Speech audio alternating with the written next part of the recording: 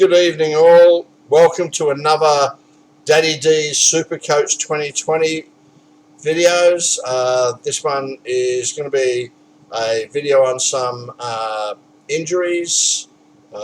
Injuries that I think are going to have some effect on Supercoach in some way. I'll try and explain what effect I think some of these players will have. I do want to give a major shout out to all the subscribers. We're up to 31 subscribers now, guys, which is absolutely awesome. Still, first target's 50, so help us to try and reach 50. Hit that like, subscribe. It's all going to help. Thank you very much. There's been some really good feedback, some really good comments. I'm open to answering just about anything in regards to Supercoach or rugby league or refereeing. So if you've got any questions, you've got any suggestions on the types of videos that you'd like me to do, let me know. I'm very, very open to any suggestions and comments, and if you're after information from me in regards to Supercoach or rugby league or refereeing, right, I'm happy to go outside of here and do some research and get the information for you, so no problem there. May need some more information from you guys in regards to some things, but send me that information and then I'll find out what it is that you're after. Right, so let's get into it. We have some injuries. I think the latest one, which came out today, which I think most of you may have heard. If you haven't, I know there's a few teams that I've seen that's had Matt Lodge from the Broncos in their front row. Well, guys, sorry to tell you, but he's done his ACL. From all reports that came out that I've read and seen today, Matt Lodge is basically gone for most of the season, if not the season. So there was talk also that Anthony Milford had some hamstring soreness or tightness, and they protected him a little bit in the nines, and I think he even may have got taken off at one point. I didn't see that game or that happen, but I did hear a few things from a couple of people today about that. In regards to the Dragons, the Nines was not kind to them. They picked up injury. Cameron McInnes is set to miss about 12 weeks. Now, there was a lot of people mentioning him. He got dual position status, so he was even more interesting in regards to Supercoach because he was dual position hooker and second row. He scores really well. Nobody knows exactly how Isaac Luke coming into the Dragons team is going to affect him, though. So I was a little reluctant to sort of go that direction at the moment, but maybe the reason he's down his dual position is that maybe there's been talk, I've not heard it, but maybe there was some talk about him playing hooker and Isaac Luke coming on and then him going into the second row. Not sure about that. Matt Duffy copped a whack. Looks like he may have fractured his cheekbone. There's no date or how many weeks he could be out, so he could be back for round one. But I have a sneaky feeling that even that if he has fractured his cheekbone, it could be 4 to 6 weeks at the most. So I think he could be missing the first couple, if not more. And if that to me is really Supercoach relevant because Zach Lomax has a big chance to play at fullback if he gets that option, and I believe he's been named at fullback for the Dragons trial. If that's the case, he's really, and he'll be a lock in my team if he's at fullback. Fullback's predominantly pretty good on scoring, so the more fullbacks you can get in your team, in my opinion, right, gives you a better chance at higher scores. So really, I think McDuffie's injury heightens the interest in Lomax. So I don't think he's going to be a pod. I think there's going to be a lot of people jumping on him, but he'll definitely be a lock in my team. Corbin Sims, he can't take a trick. Possibly broke his arm. Could be the same arm that he broke, I think it was last year or the year before. But from what I've heard, they're basically seeing some specialists in regards to that. But there was a lot of talk that he's maybe broke the same arm that he had problems with before. The Warriors, I don't know what this is with ACL injuries, but Bunty Afoa, who for me was never really a big consideration, but he's done his ACL as well, and he's more than likely out for the whole season. Tane Milne, he's got a nose injury, but I don't think there's anything major there. He hasn't even pushed himself. I know a lot of people are sort of still picking him as a cheapie, right? Because he's dual position. I think he's still dual position, but I'm not going anywhere near him. I have no interest in Tane Milne at all. I think he'll be available for round one. I don't think he'll get picked by the Warriors. I can't see him playing that many games for the Warriors. And mate, they're in trouble. I'd like to see the Warriors do well. I really would, but I just can't see it.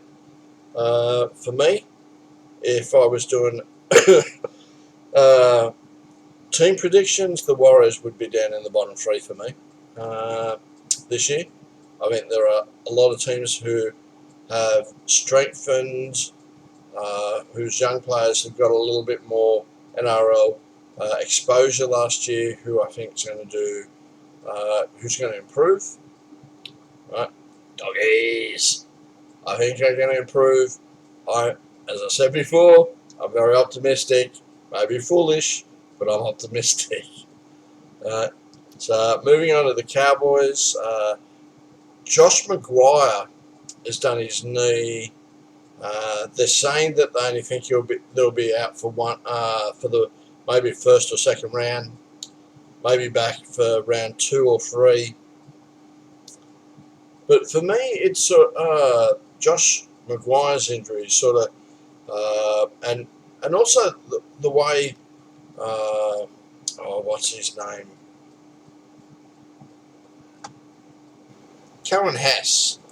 Now, with Maguire's injury, it could end up giving Cohen Hess a few more minutes. And the guy's got a lot of potential.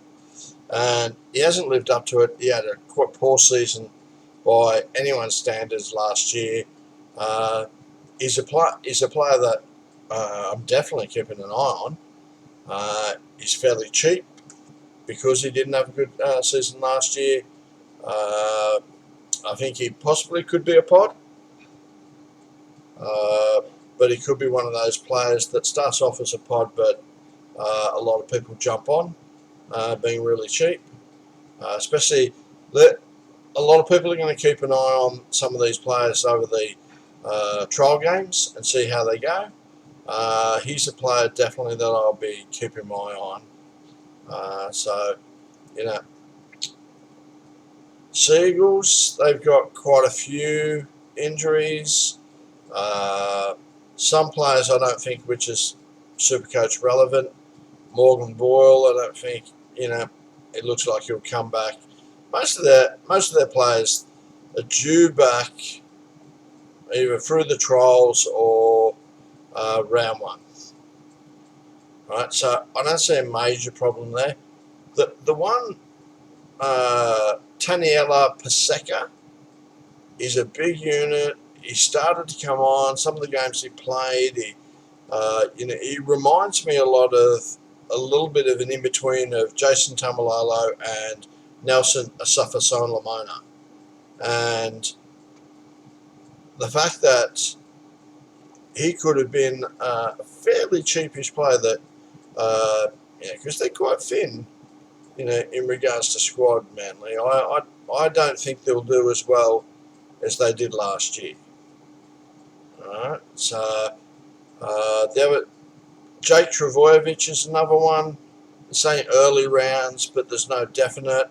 Adam Fanua-Blake is another one. I actually really was interested in Adam Fanua-Blake until I found out that he was injured and possibly early rounds of the competition. Fainu is suspended. What can you say? I'm not going to say anything about this. So I mean, I don't know the guy. I don't know what happened. Right. All of this is he's been charged. He's been stood down by the Seagulls and stood down by the NRL. So, we're just going to leave that one alone.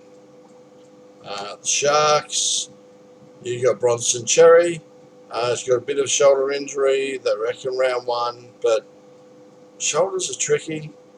I'm not sure. Is that the reason that one of the reasons the Sharks are playing hardball so much with Josh Morris? I want to keep on to him because they know that they have some injuries and players may or may not be. But then again, they have Dugan. What can you say about Dugan? I think Dugan has given up. I don't think he wants to play.